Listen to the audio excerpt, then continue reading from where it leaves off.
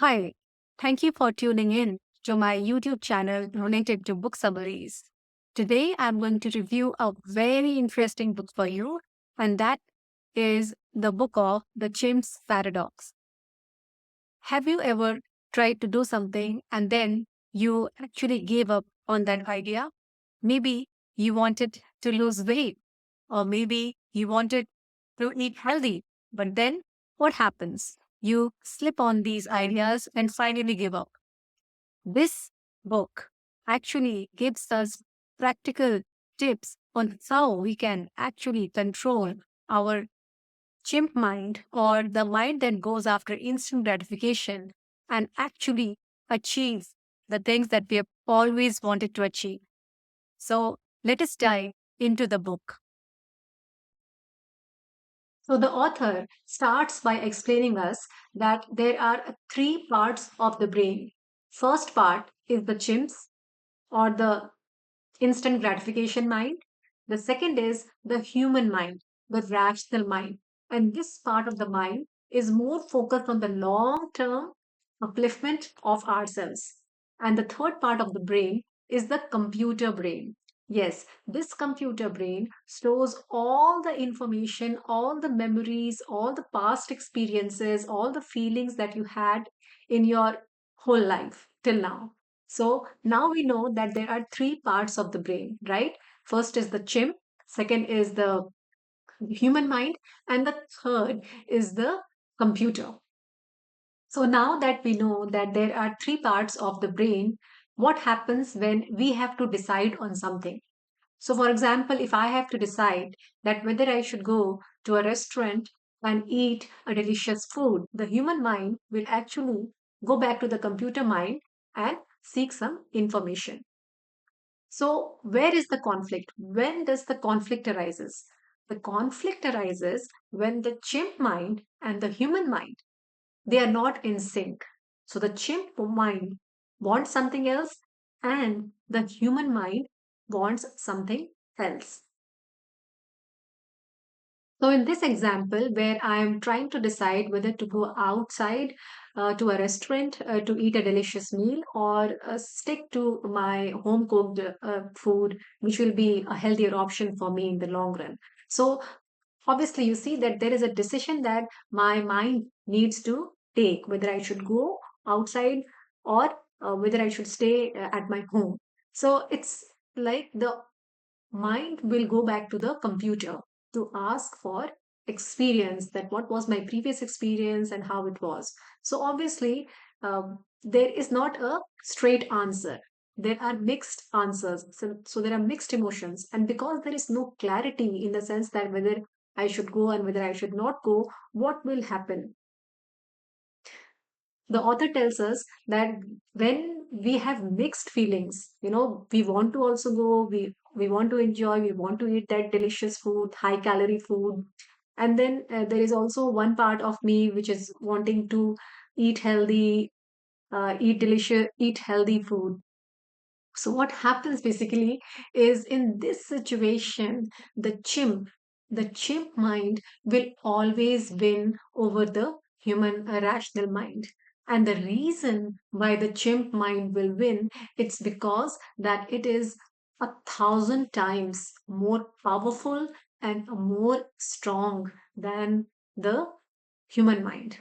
And the author explains this by giving us an analogy between the relationship between the chimp mind and the human mind as the relationship between a child and a parent. So imagine a child as someone who can do anything, literally anything, to get that toy or sweet or chocolate. It can roll on the floor, it can throw tantrums, it can start crying, it can do anything in this moment to get that thing. And the parent is the one who is actually giving in to the child and letting the child do what it is wanting to do.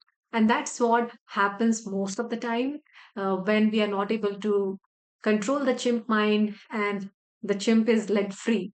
And that is what the author tells us, the chimp's paradox. So rather than we controlling the chimp, Chimp takes over us and it is in control. And that is what is called as the chimp's paradox. So, how to break this paradox?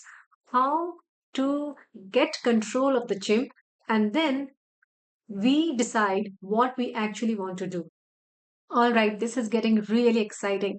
So, before we go into the tips and tricks, what the author shares on how to control your chimp mind, he stresses on the fact that we should always be aware that we have this chimp mind, this human mind, and the computer mind. So, next time, whenever you have to take a decision where you are in conflict, notice these chimp mind and the human mind and the computer mind, obviously. So now, when you have to make a decision and a chimp is trying to take over, right? Chimp is wanting you to take an unhealthy option, say, suppose in this case, then how do we control the chimp?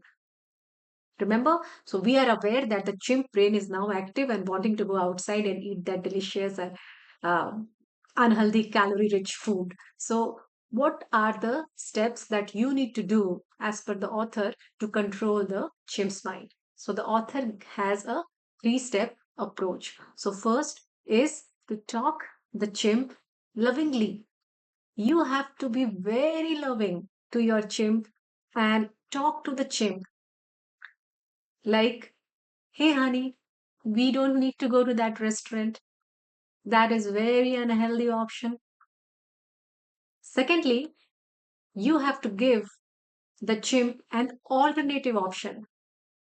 So you have to talk to chimp like, hey, honey, you know what we're going to do? We are going to cook a very delicious meal, a tasty one at home. And third, you have to cajole the chimp by stating that, well done, very well done. I really appreciate your efforts. Now go into this box and go back to sleep. So you follow all these steps to control your chimp mind, and then now you are in control. You are in control rather than the chimp. So, and then you can do exactly what you had planned to do in your conscious state of mind. Amazing. So now you learned the three-step process that you need to follow when you know that your chimp is taking over. So let me quickly recap the three-step process.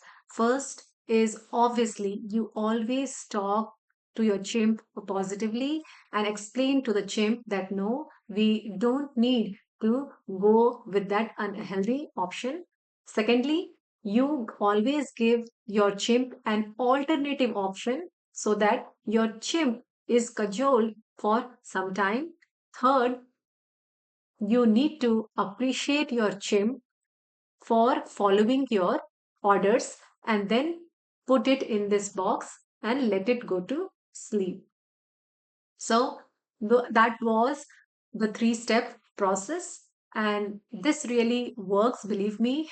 And try it for yourself and let me know whether you were able to control your instant gratification by following this a three-step process or not. I will be super excited to learn if it worked for you. Now, well, this is a three-step process, easier explained than actually implementing in life. It's very difficult because, as you know, the chimp is 1,000, in fact, even more than 1,000 times stronger. And then there will be instances where you are not able to take control and your chimp takes control. Then, in those situations, the author explains us that understand that we are all humans. We are all humans, and it is okay that the chimp has taken over. In that situation, never ever talk harshly to your chimp. Never berate or scold to your chimp. This will only create fear, resentment in the mind of the chimp, and then you are not in sync. So, if the chimp had that enjoyment, instant gratification, Feel okay about it. But keep it in your mind that this time the chimp has taken over. I will try the next time. Or next time, I will be able to take control of it. So it's all that positive reinforcement that you do. And maybe, for example, if you're trying to eat healthy, you can do a cheat meal in a particular month or once in 15 days. So that way, you are also helping the chimp have some instant gratification as well. So, the whole gist is you work with your chimp, you create a loving relationship with your chimp, and tell positive things to yourself for the things that you want to achieve.